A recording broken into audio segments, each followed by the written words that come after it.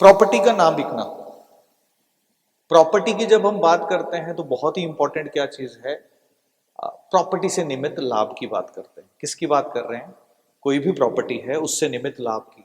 अब मैं प्रॉपर्टी से निमित्त लाभ की जब मैं बात करता हूं तो चाहे आप प्रॉपर्टी बेच करके लाभ लेना चाहते हो, चाहे उसको रेंट पर चढ़ा करके लाभ लेना, तो अल्टीमेट पर्पस क्या है कि प्रॉपर्टी से निमित्त लाभ जो है वो हो जाए। तो उसके लिए सबसे इंपॉर्टेंट चीज जो है, इंपॉर्टेंट पहलू जो है वो ध्यान में रखना है कि एक प्रॉपर्टी के पेपर्स पहले आपने कौन सी डायरेक्शन में रखे हैं, बहुत इंपॉर्टेंट है।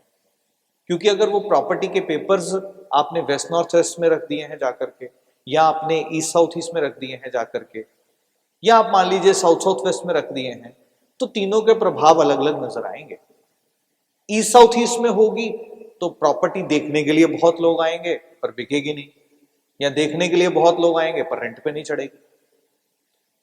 वेस्ट नॉर्थ वेस्ट के अंदर अगर प्रॉपर्टी के पेपर्स लिखे हैं तो आप कैसे भी करके उस प्रॉपर्टी से छुटकारा पाना चाहोगे, और साउथ साउथ वेस्ट के अंदर रखे हैं तो वो प्रॉपर्टी उल्टा आपके एक्सपेंसेस को बढ़ाएगी। उसको मेंटेन करने पे हो सकता है आपके एक्सपेंसेस लगने शुरू हो जाए। तो इफेक्ट तीनों के अंदर अलग अलग आने वाले हैं। तो पहले तो प्रॉपर्टी से निमित्त, उसी प्रॉपर्टी से निमित्त जो पेपर्स हैं उनको हम कहां पे रख सकते हैं, किस डायरेक्शन में रखेंगे हम उसको, कहां पर रखना है, जहां पर प्रॉपर्टी से निमित्त लाभ आपको हो जाए, दैट इज वेस्ट डायरेक्शन के अंदर रखे जा सकते हैं। वो पहला बिंदु है।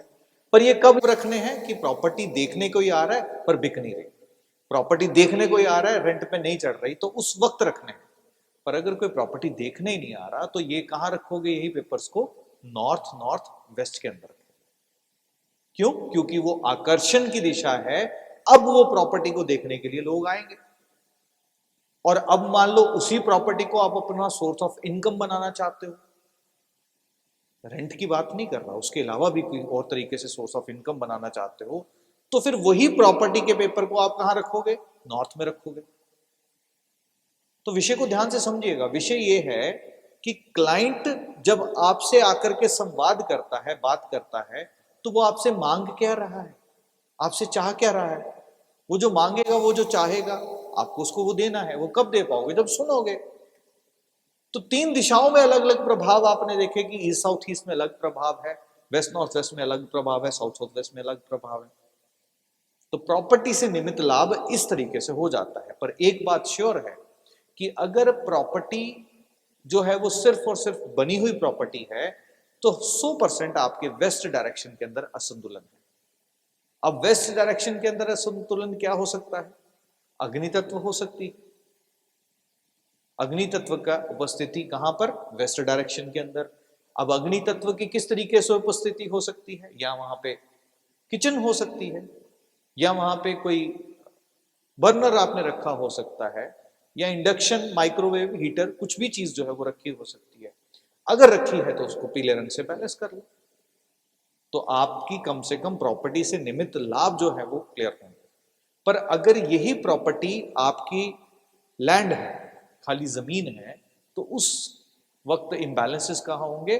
साउथ डायरेक्शन के अंदर इम्बैलेंस। तो साउथ डायरेक्शन के अंदर इम्बैलेंसेस कैसे हो जाते हैं?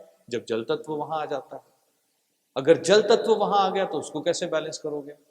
उसको बैलेंस करने के लिए वहां पे एयर एलिमेंट को अगर इंट्रोड्यूस करोगे तो क्या होगा? बैलेंस हो जाएगा। जब वो बैलेंस हो जाएगा तो पहले वो स्पेसेस बैलेंस होंगी आपकी, फिर उसके बाद जो उपाय मैंने आपसे शेयर किए प्रॉपर्टी के, चाहे वेस्ट में रखना हो तो वेस्ट में रखना है, नॉर्थ नॉर्थ वेस्ट में रखना हो तो नॉर्थ नॉर्थ वेस्ट में रखना है, या नॉर्थ में रखना है तो नॉर्थ में रखना है। Are you getting? तो इस तरीके से एक प्रॉपर्टी से निमित्त लाभ जो है वो लिया जा सकता है।